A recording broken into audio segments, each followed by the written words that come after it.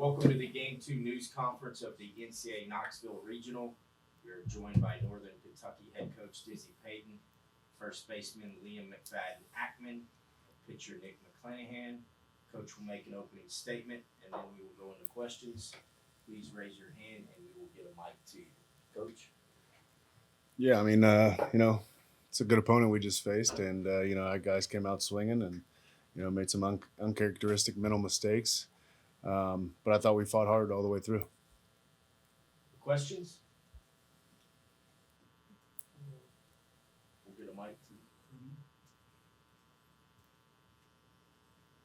Wes?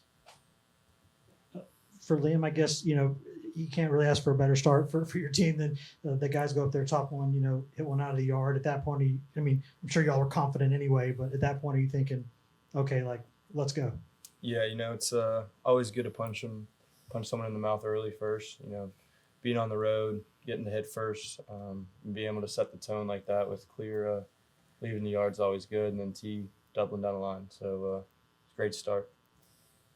Yeah. Also for Liam, what makes AJ Causey such a difficult at bat, and why was he able to kind of give you guys problems? Yeah, that slider, curve, slurve, whatever it was, he's firm enough, and then the slider's a lot slower. The difference is quite substantial. So we were out in front early. I think we started making an adjustment later, and but he threw a great game. Nick, just what do you feel like you had working well for you tonight?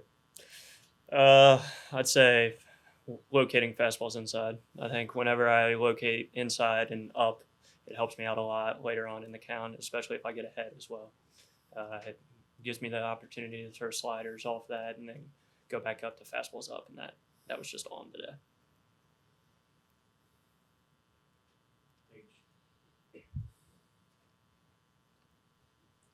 Obviously, it wasn't either of you guys, but as far as your aggressive base running, you had 3 stolen bases tonight. Kind of where does that mentality come from, and just the green light to go in these games and what it does for the dugout?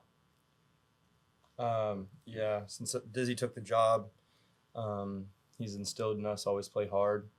We're always looking to take an extra bag, and that was on the scouting report today or this week coming in that we knew we could steal some bags, and we were aggressive, and it kind of came back to bite us twice there today. But we always say if we're going to make mistakes, make them aggressive, and we did that today.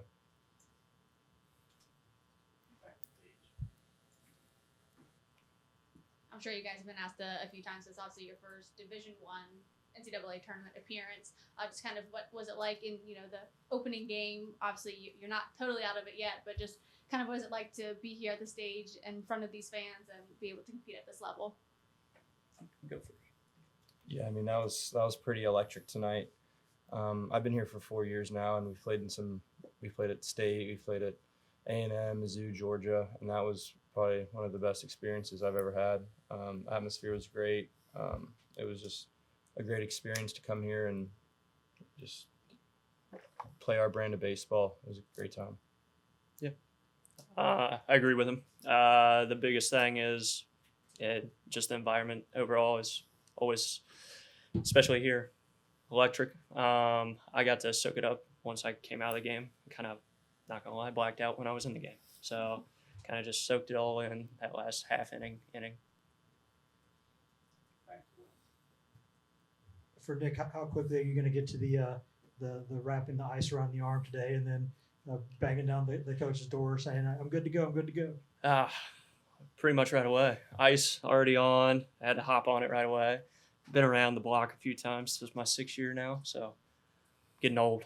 So I got to hop on it quick. But I'll be good if they need me. Dizzy, now that y'all have gotten this experience behind you, obviously you wanted to win tonight, but are you hoping that you can kind of get settled in now and kind of get all that jitters or whatever it was past and just go play ball now?